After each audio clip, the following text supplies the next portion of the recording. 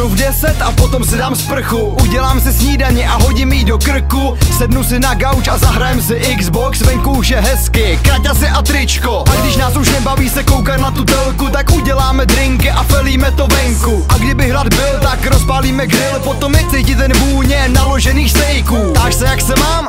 Já se mám nejlíp, ležím s drinkem u bazénu ve slunečních brejlích. Nejmíň 1 000 000 stupňů na mě teď paří. Voda už je horká tak, že se skoro vaří. V tu chvíli mě nezajímá nic. V tu chvíli jsem jenom já a drink. Taky mi v tu chvíli začínají volat kamarádi. Tak to zvedám a říkám: dáme party?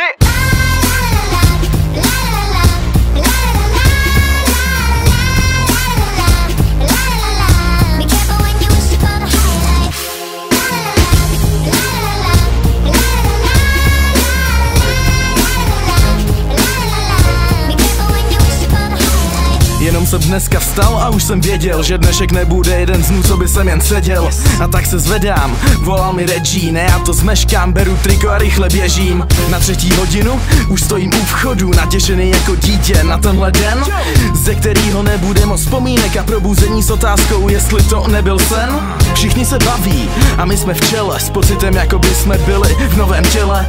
Plno síly, nápadů i odhodlání, bazén se plní, je počasí na koupání.